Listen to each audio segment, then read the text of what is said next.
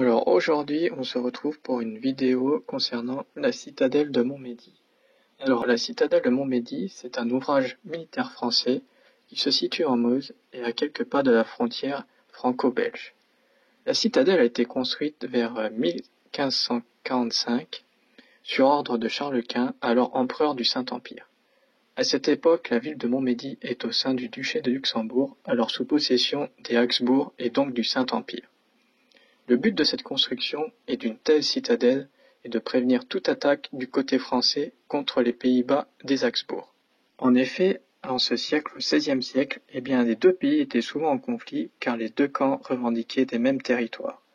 Et donc des affrontements ont lieu entre Charles Quint, l'empereur du Saint-Empire, et François Ier, le roi de France. La citadelle a donc pour but originel de défendre les Français d'attaquer le duché du Luxembourg, qui est donc possession des Pays-Bas des Habsbourg. Cependant, un siècle plus tard, la citadelle et la ville de Montmédy passent sous la possession du royaume de France en 1659 avec le traité des Pyrénées. Ce traité donne les conditions de paix entre le royaume d'Espagne et le royaume de France. Cela conclut la guerre franco-espagnole qui avait commencé en 1635 dans le cadre de la guerre de 30 ans qui s'est déroulée entre 1618 et 1648. Ce traité est signé le 7 novembre 1659. Les rois de cette époque étaient Louis XIV du côté français et Philippe V du côté espagnol. Le traité assoit la domination de la France en Europe et l'affaiblissement de l'Espagne. Notamment, l'Espagne perd des territoires en Flandre et surtout au Luxembourg, comme la ville de Montmédy qui nous intéresse ici. Et donc, devenue française, la citadelle est remaniée par Vauban au cours du XVIIe siècle, pour cette fois-ci défendre les frontières du Nord de toute attaque contre la France et provenant du Saint-Empire. Notamment, il y a une caserne, une église, une école et des logements pour les familles qui sont aménagés par Vauban à l'intérieur de la citadelle, ainsi que des bastions sont agrandis. La ville de Montmédy est aussi connue comme ville de destination du roi Louis XVI lors de sa tentative de fuite, la fuite de Varennes, un événement que j'ai déjà traité dans une ancienne vidéo. La garnison est restée fidèle au roi et à la monarchie, et il espérait pouvoir reprendre le pays et mener la résistance contre le régime établi lors de la Révolution française en 1789, avec l'aide des royalistes et des monarchies du reste de l'Europe. Il se fera malheureusement arrêter avec sa famille à Varennes, à 50 km au sud de Montmédy.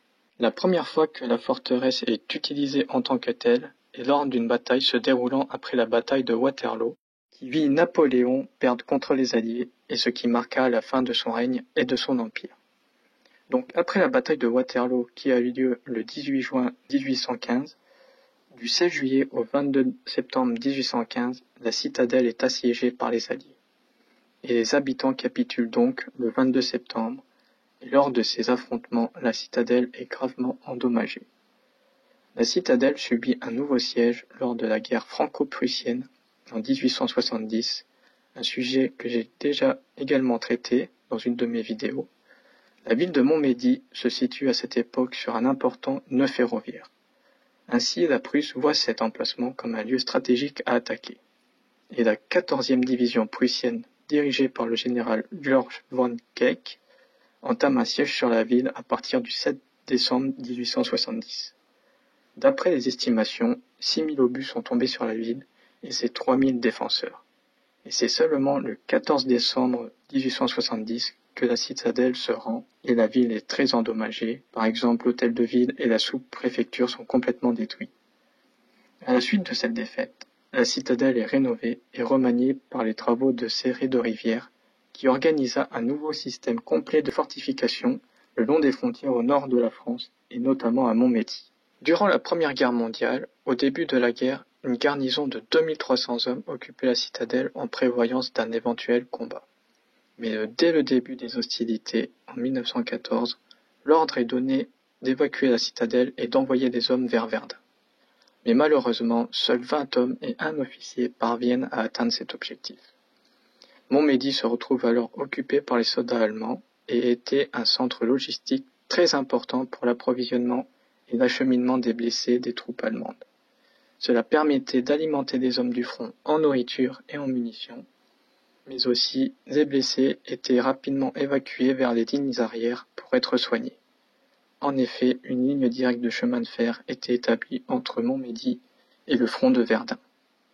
Près de 2500 soldats allemands sont enterrés à Montmédy dans des fosses communes, un cimetière militaire ou dans les cimetières municipaux.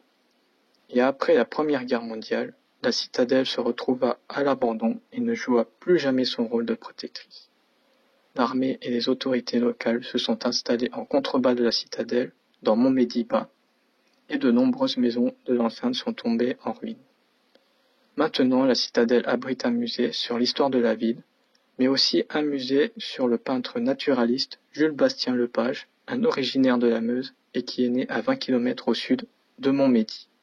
Voici la fin de la vidéo sur la citadelle de Montmédy. J'espère qu'elle vous donnera envie de visiter ce lieu historique de la Meuse. N'hésitez pas à commenter et à partager ma vidéo. Et sur ce, à bientôt.